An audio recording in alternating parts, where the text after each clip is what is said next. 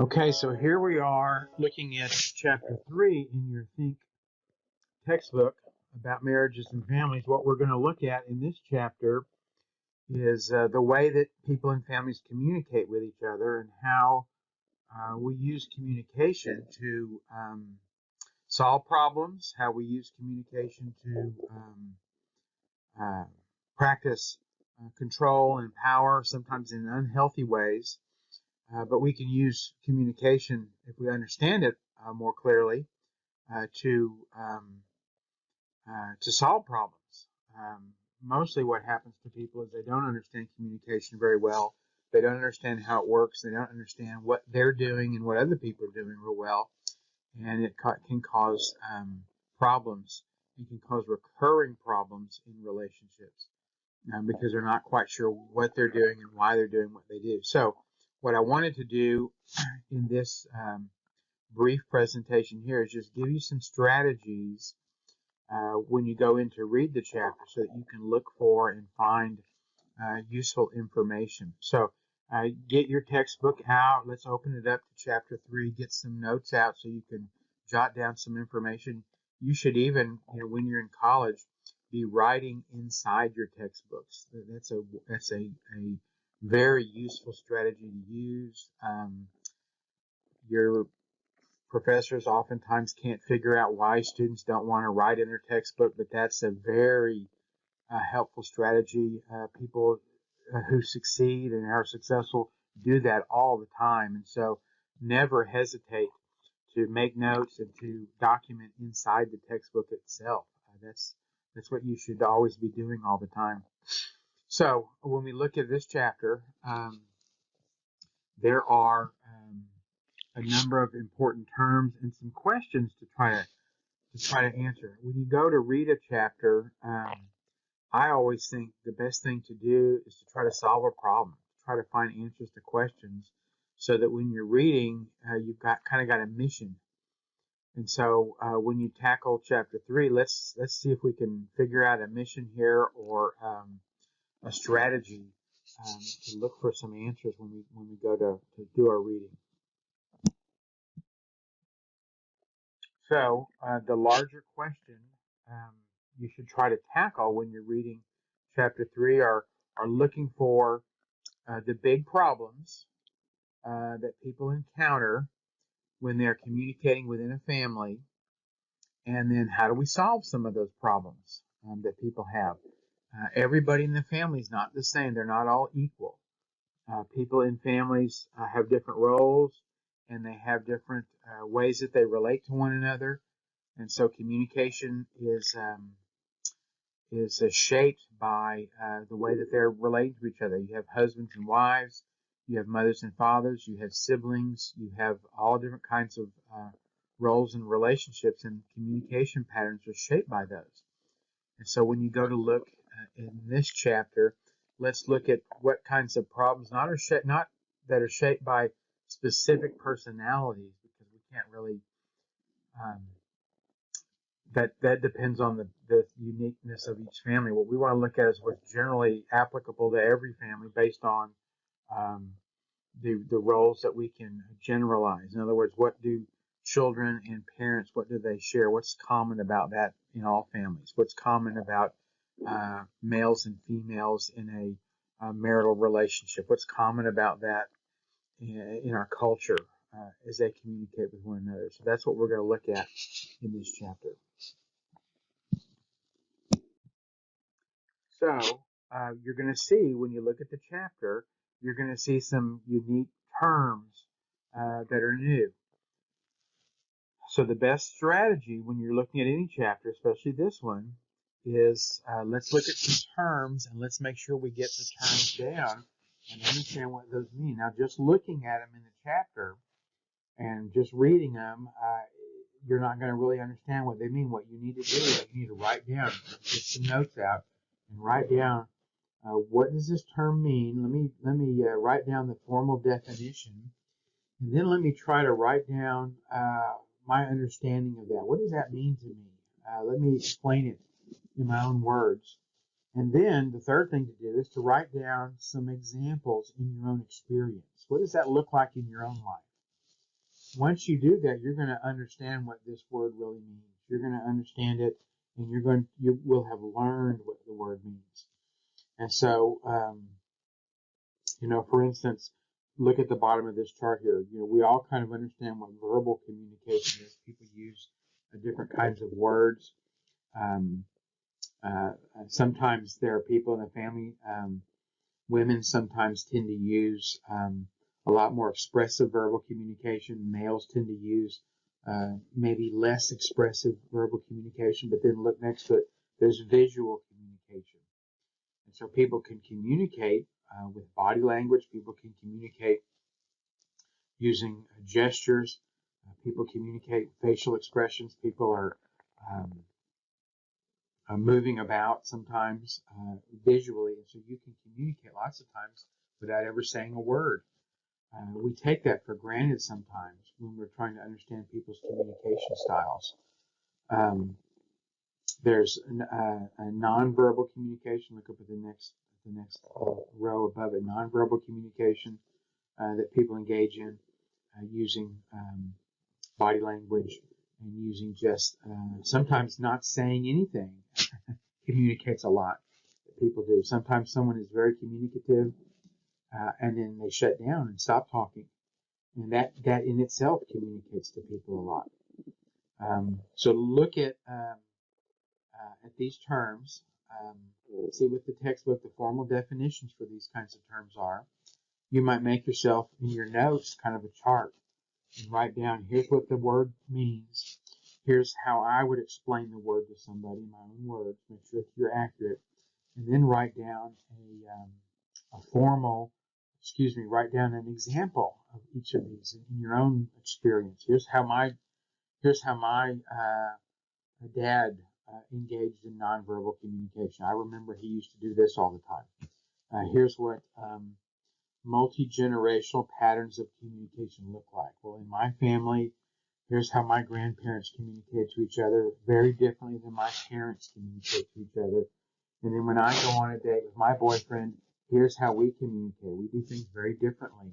We talk about things, and it doesn't seem to be any barrier. Well, my grandparents, they would never talk about this subject, for instance, with one another. There's some rigid boundaries between what they talk about. Well, we would call that multi-generational patterns of communication, where there are specific kinds of rules about what to talk about, what not to talk about.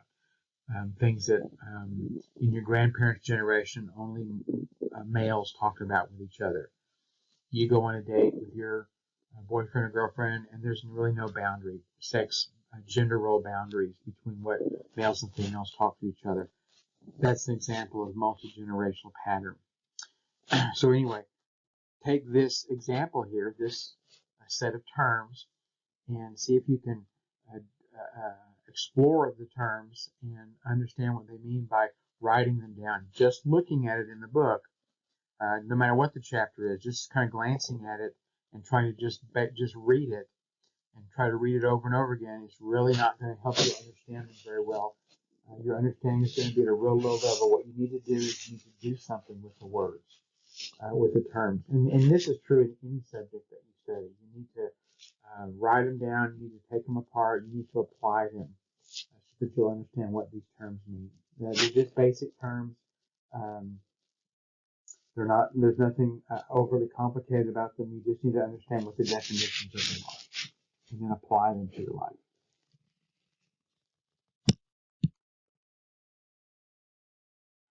Now, let's look at some specific kinds of at some questions that you could use to go in and look at the chapter and explore the chapter with. So in any kind of a relationship that you have, and then especially family relationships, there are, of course, verbal communication that's going on. People are talking about things. Sometimes they're not talking about things. There's visual communication going on. Look at the picture I put on the slide. You see the hand gestures that are going on. And you see the way that the guy is leaning into the woman. That's what we call a communication style that's going on. And there are visual communication that's happening all the time. The way people use their body language, the way that people look each other in the eye. And then there's nonverbal communication that's happening as well. The ways that we communicate with our body, the way we communicate with the distance between each other. Sometimes people will be talking, and they will get angry, and they will leave, or they will turn away. They don't want to talk anymore about something. Sometimes people want to continue talking, and they will get it. You've heard someone say, "Get in your face." They won't let you turn away. They won't let you get out of their face, and they can get very aggressive in their communication style. Sometimes people get very passive in the communication style, and they just kind of shut down because they don't want to talk or they don't know what else to say. But the term here is it's a constant aspect of people's relationships.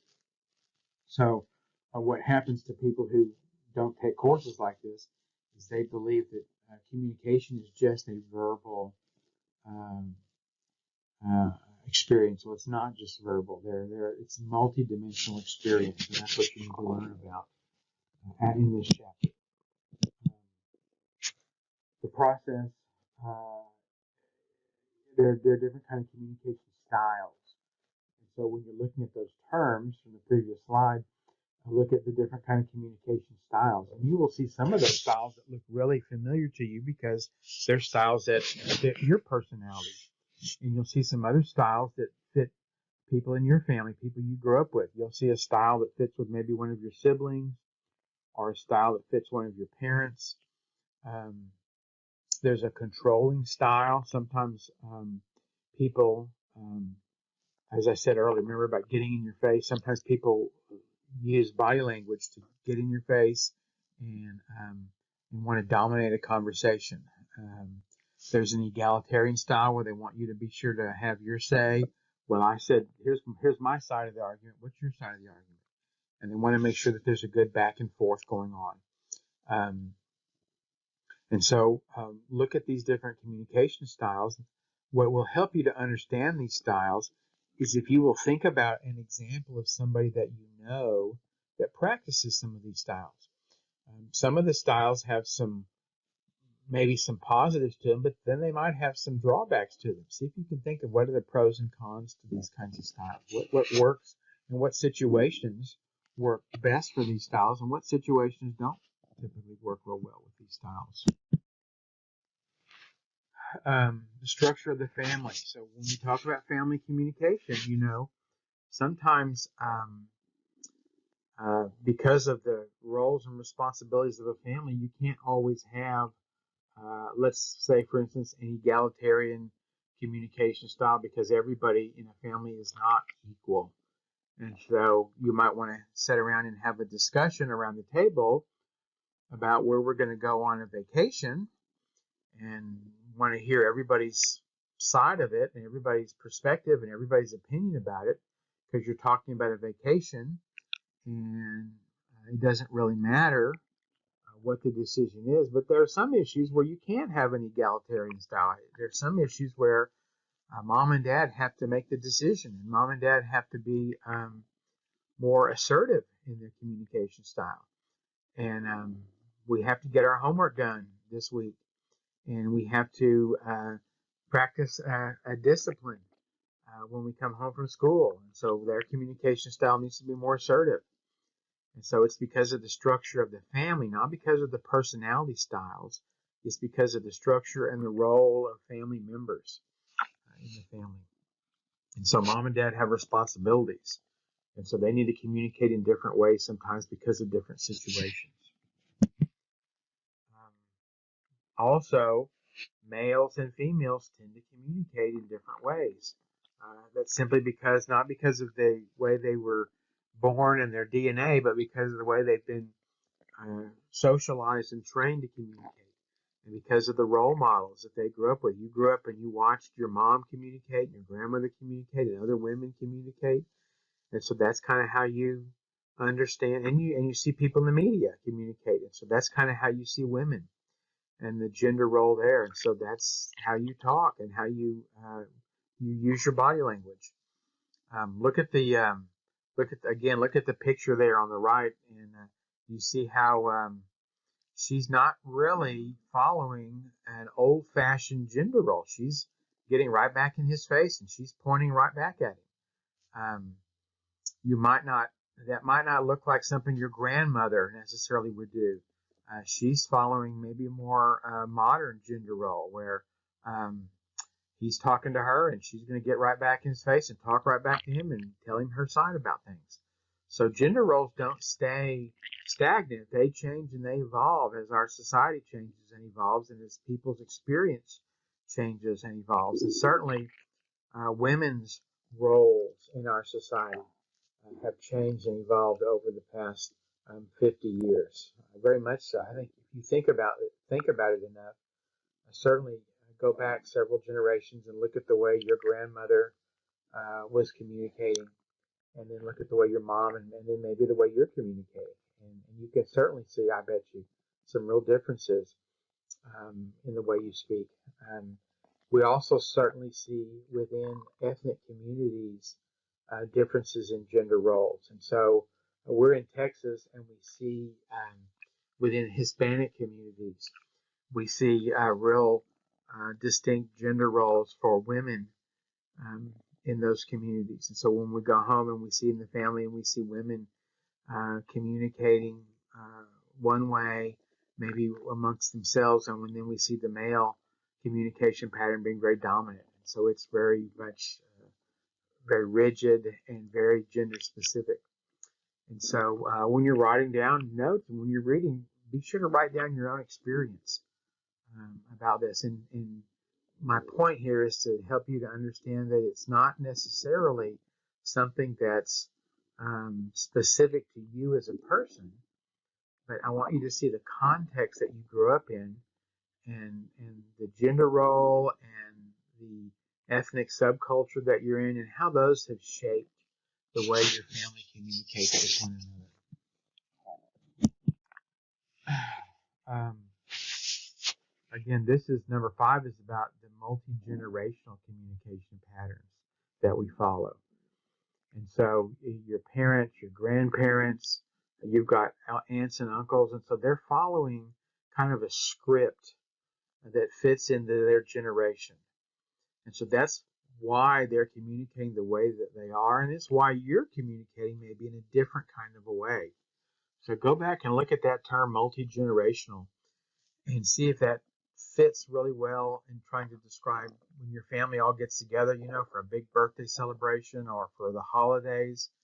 And maybe the next holiday that comes up, maybe you want to step back a little bit and watch the way people are communicating based on the generation that they're from. And so people communicate the way they've been taught to communicate, maybe not in a specific lesson, but the way they've been taught by following examples and by watching other people communicate and trying to figure out what works and what doesn't work.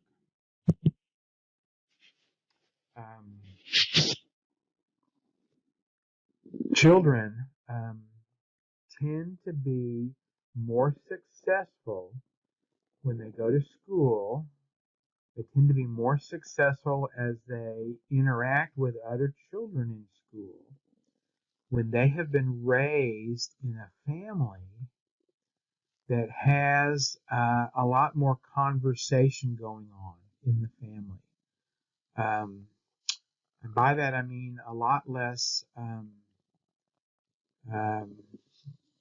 one-way communication. You can have in a family communication happening and it's one-way communication where a parent is just giving directions and giving orders and children are supposed to be seen and not heard. Maybe you've heard that before.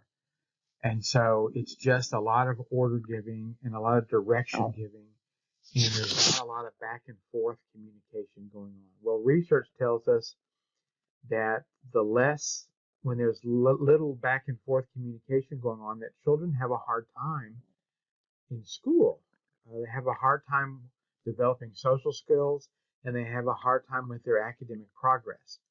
That when they are raised in homes with a lot more openness and getting to talk about their ideas and getting to back and forth with mom and dad and with their siblings and share what they're thinking about, that this helps them dramatically when they get to school to be able to interact with teachers, to be able to interact with peers, and to be able to learn at a much higher level at school. So communication styles at home transfer once a child goes to school and once a child interacts with others in the classroom and with their peers.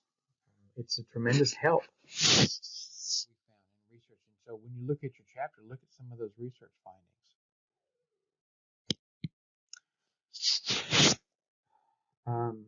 Also, when we look at some of our research findings about what's going on with families and the kinds of problems that they experience, what we find that communication is often at the core, at the root of lots of problems. In other words, if we want to solve some problems at home, oftentimes what family therapists tend to do is they tend to look at how are members of a family communicating with each other. Really, how are they not communicating with each other? And again, many of you are going to go into a criminal justice kinds of career, maybe helping careers with families. And what's going to happen is you're going to discover that the problems that are going on that you run into in the community, problems with juvenile delinquency, problems with substance abuse, problems with drugs, what's happened is that the family has become dysfunctional. And the family's not working, and the family has fragmented. And what's one of the symptoms of that at the start of it was a loss of communication. And maybe there's not someone there to communicate. Maybe father has disappeared. Maybe mother is a single mom and she's having to work all the time, and so she's not there. And so physically there's nobody to communicate with. But even if there is somebody there, the communication has broken down. And we don't have open communication dialogue going on. We have a lot of one-way communication and lots of directions and orders being given. And it's not really working very well. Lots of dysfunction happening. So learning about communication styles and learning how communication works and doesn't work is going to help you tremendously, not just in your own personal life, but maybe in your professional life later on once you graduate. So use these ideas to help you explore and get into the chapter and learn more about the chapter. And finally, here is another strategy. Again, I just don't think people just flipping through and reading textbook chapters really works real well.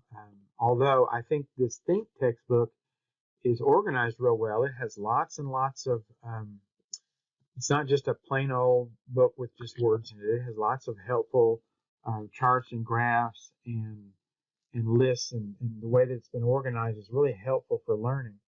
This right here is another solution, another strategy for going into a textbook and in a more active way, learning what the textbook is trying to teach you. And so the goal here is not to to score points.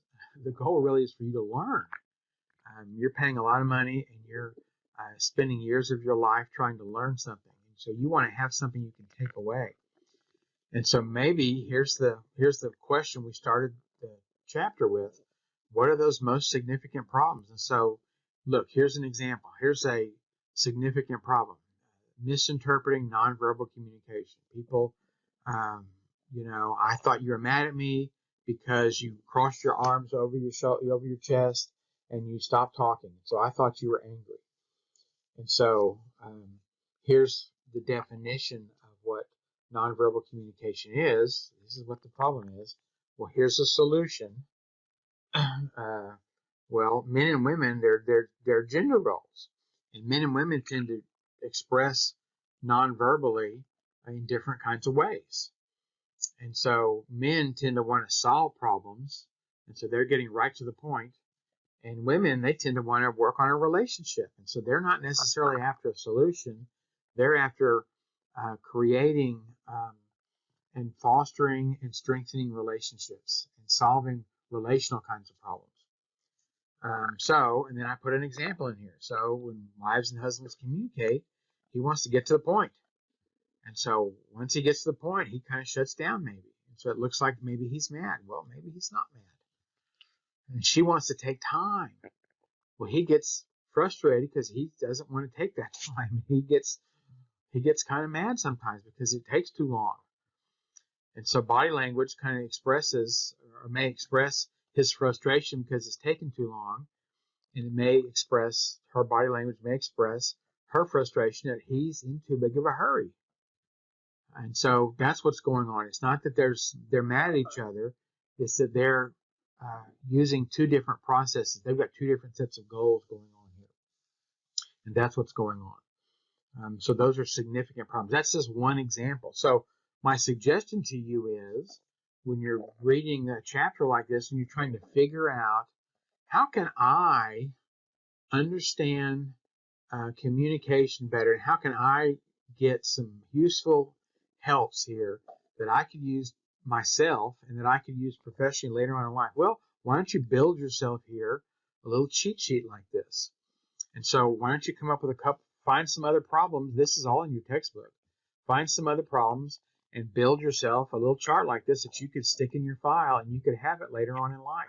And you could continue to use this and say, hey, this isn't just for this one class. This is true all the time. This is going to be true when I go on a date. This is going to be true when I'm trying to figure out my kids. This is going to be true when I'm at work and trying to work with people of both different sexes. And maybe I'm going to be a supervisor later on. I'm going to have to solve problems there.